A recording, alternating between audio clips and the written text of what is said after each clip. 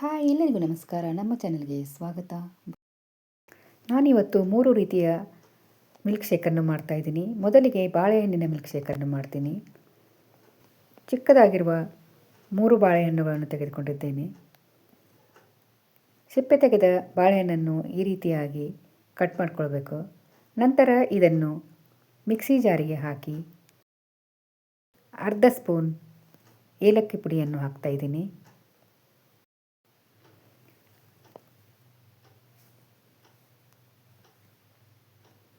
5-6 ಬಾದಾಮನ್ನು ಹಾಕ್ತಾಯಿದ್ದೀನಿ. 3 ಸ್ಪೂನ್ ಸಕ್ಕರೆಯನ್ನು ಹಾಕ್ತಾಯಿದ್ದೀನಿ. ಬಾದಾಮನ್ನು ನೆನೆಸಿಯೂ ಹಾಕ್ಬೋದು, ಹಾಗೆಯೂ ಹಾಕ್ಬೋದು. ಇದನ್ನು ನೀರು ಮತ್ತು ಹಾಲು ಹಾಕದೆ ಹಾಗೆ ರುಬ್ಕೊಳ್ಬೇಕು.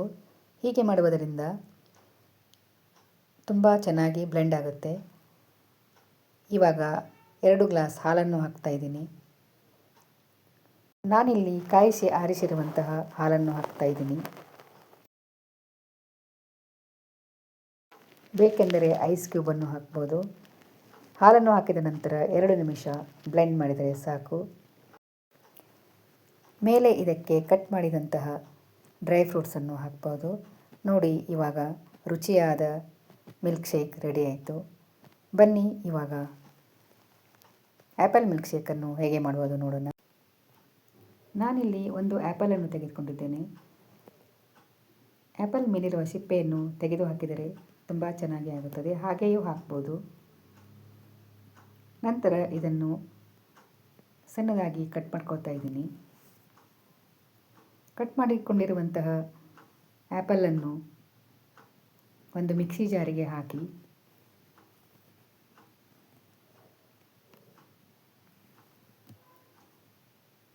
ಇದಕ್ಕೆ 3 ಸ್ಪೂನ್ ಸಕ್ಕರೆಯನ್ನು ಹಾಕ್ತಾಯಿದ್ದೀನಿ. 2 ಸ್ಪೂನ್ ಬಾದಾಮ್ ಪೌಡ್ರನ್ನು ಹಾಕ್ತಾಯಿದ್ದೀನಿ.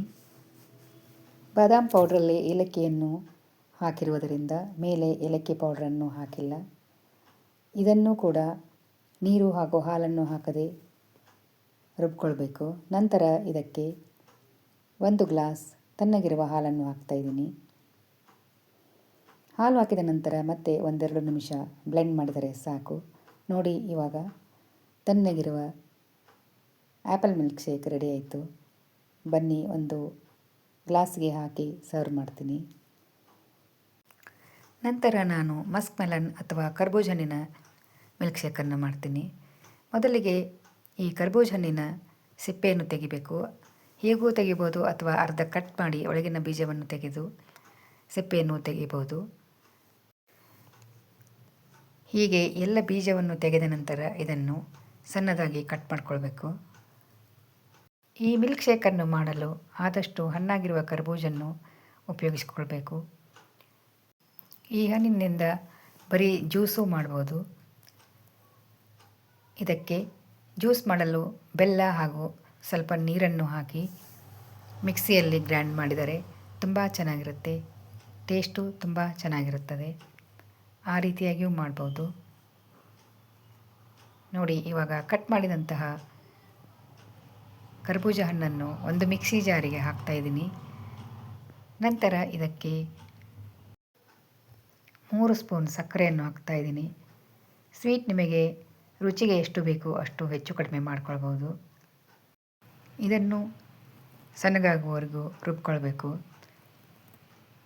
ಈ ರೀತಿಯಾಗಿ ನುಣ್ಣಗೆ ಆಗಬೇಕು.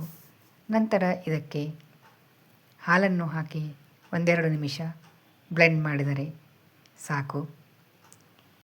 ನಾನಿಲ್ಲಿ ಕೋಲ್ಡ್ ಆಗಿರುವ ಹಾಲನ್ನು ಹಾಕ್ತಾಯಿದ್ದೀನಿ.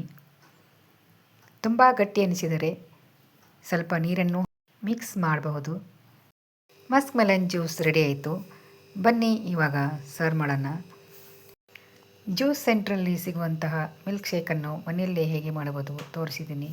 ನಿಮಗೂ ಇಷ್ಟವಾದರೆ ಲೈಕ್ ಮಾಡಿ, ಶೇರ್ ಮಾಡಿ, ಕಮೆಂಟ್ ಮಾಡಿ, ಹಾಗೆ ಸಬ್ಸ್ಕ್ರೈಬ್ ಮಾಡಿ. Thank you.